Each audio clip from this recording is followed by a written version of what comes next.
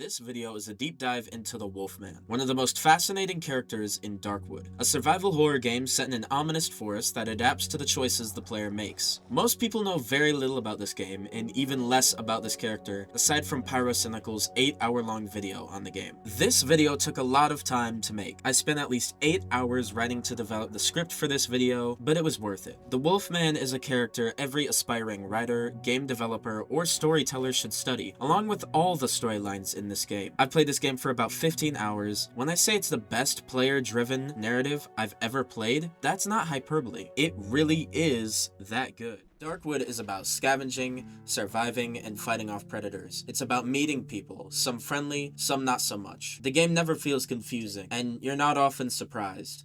This is because of the game's skillful crafting of the environment, enemies, and characters. The lack of surprise is essential for psychological horror. It leaves just enough understood to survive, but enough obscured to make you watch every step you take. The environment is a forest, a classic horror setting because fear thrives in the unknown, both physically through the brush and trees, but mentally as well. In a world as alive as a forest, anything can happen, and Darkwood replicates this scarily well. The Wolfman thrives in this world. In a place stained with blood, those who succeed are those who rely on pure strength and instinct. He starts off innocent enough, a beginner NPC who provides basic advice and acts as a weapon trader. However, he soon reveals his antagonist nature, directing the player towards negative actions that permanently affect the game's world. He does this repeatedly, cutting off food supplies, kidnapping people, and manipulating events to his benefit. Sadism is preying on others, taking pleasure in pain, reveling in chaos, and imposing suffering. A drive for power isn't inherently evil, but when combined with the wrong motivations, it leads to a thirst for dominance and destruction. Existential cruelty is a complete apathy towards life. To be evil,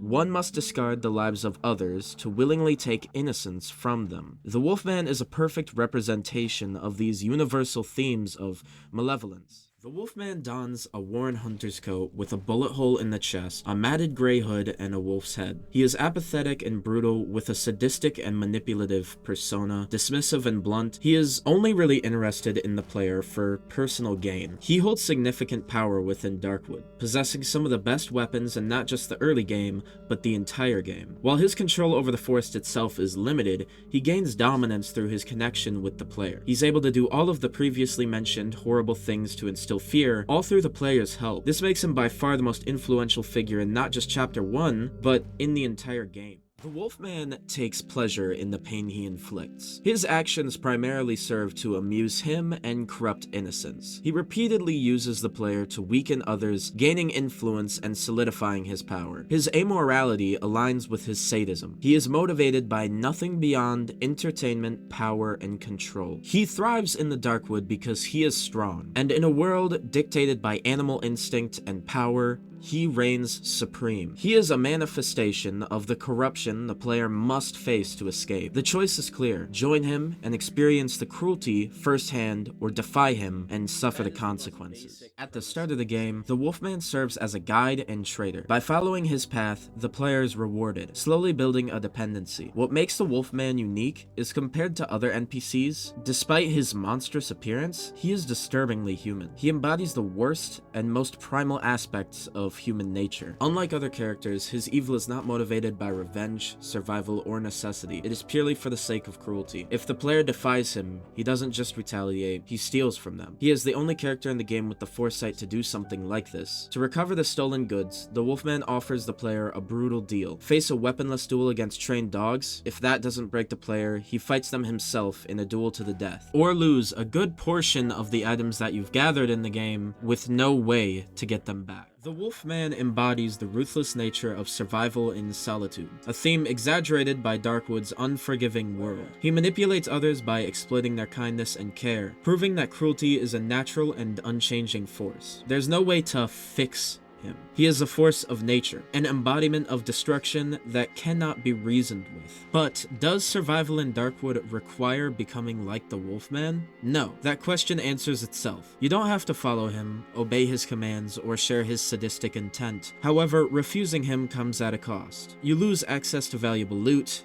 trade, and support from one of the strongest NPCs in the game. But in return, you spare his victims, ultimately standing as a beacon of good in an otherwise hopeless environment. Thanks for making it to the end of the video. Darkwood is a masterpiece, and to say that a lot of the Wolfman story was left out of this video is an understatement. Honestly, I couldn't do it justice. If you want the best analysis of this game and the inspiration for this video, check out Pyrocynical's video. It's fantastic if you can handle the 8-hour runtime. If you enjoyed this deep dive, consider supporting the channel. Your engagement helps with keeping videos coming. This is just the beginning, and if this video does well, expect more to come. Well, that's it. Good night.